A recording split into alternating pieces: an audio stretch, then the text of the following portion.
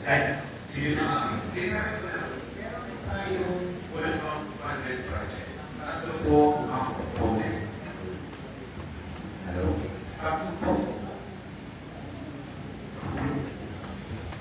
Tatlo po ang components noong World funded project. Yung component 1 po yan ay nasa DPWH. 32 pumping stations i-rehabilitate niya ng DPWH. At 4 po yung gagawin na bago na pumping stations. Yung component 2 po ay nasa MMDA, which is clearing of solid waste sa mga waterways. Ang third component po dyan ay yung relocation ng mga informal settlers sa waterways. So yung pong activities or initiative ng San Miguel, wala pong magiging conflict doon po sa World funded project. Kaya po, kami nagpo-coordinate para po siguro na wala rin po magiging conflict yung gagawin po pag-initiative ng San Miguel, Minister naman doon po sa mga projects po na pinagdohan ng World Cup. Yung po sinasabi ni Sulong nga po, hindi po siya part ng World Cup funded project. It's a GAA funded project.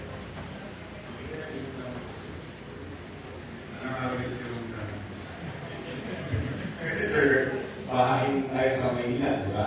And then, dun po sa World Bank Project, meron din po mga pumping stations that are going to be or are being rehabilitated under the World Bank assisted projects.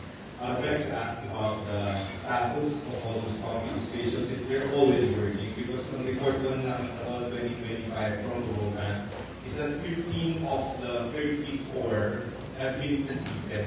So, wala po malaman kung in your situation totoo po ba yung at least in part of the and kanina. But I cannot address something that I cannot see. No. As far as the city of Manila is concerned, with regard to existing pumping station under the management of MMDA, they are running. That is there are new, from what I see with the presentation made regarding compensation made by other national agencies of government that are not done, finished, but non-functioning, non-operational, ay talagang malaki-malaki. So, after the presentation, now I found out Manila is not unique anymore. Because yung mga nakita ko mga unnecessary pumping station presently is also present in the city. So, kaya talaga sumasamayin kami doon sa observation ng Presidente ng Luzon. Kasi kami mismo sa lupa, nakikita namin, paulit-ulit, and very specific, sunog ako. Sunog. The Filipino people, kasi galing na sa national government yung pondo, sa kaayo, tama po si Chairman, spent 774 million since 2018 and as we speak today. And 774 million on a creek halos creek-like size river. Hindi siya yung river the way we know it.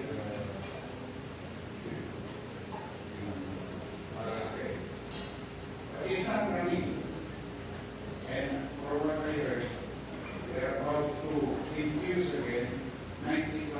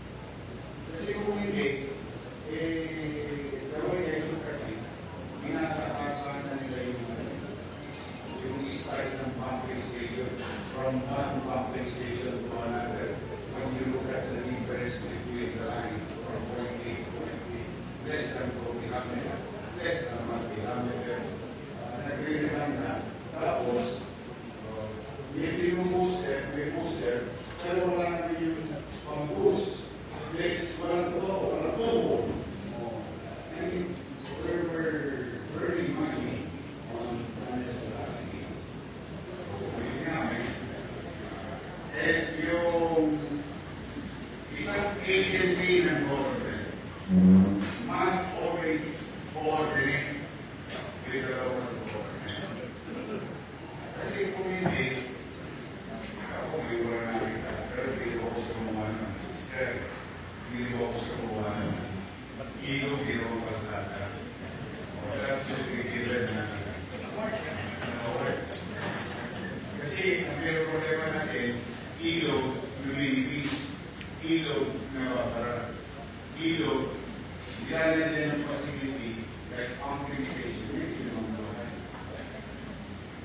And yet, ilog yung kalsada. That is something. May concern ba kami as Manila? Hindi naman sa Manila yun. Let me call your attention. All those water coming from the east, lahat ng discuss dito na tubig, kami po sasalot sa Manila. Sa amin po uuwi natin yan. Kaya the more progress in the east, Manila will suffer to be. Kaya dito po sir sa sponsor. We're very happy today. Mr. Roman, the SNC will do something about this. And spend private money. And I can speak on behalf of my fellow mayors. I, on behalf of the city of Manila, pagkaya po nila, of course, welcome to Mayors of Manila. Thank you very much. Even if I saw it during my time in first time to mayor, in Pasig River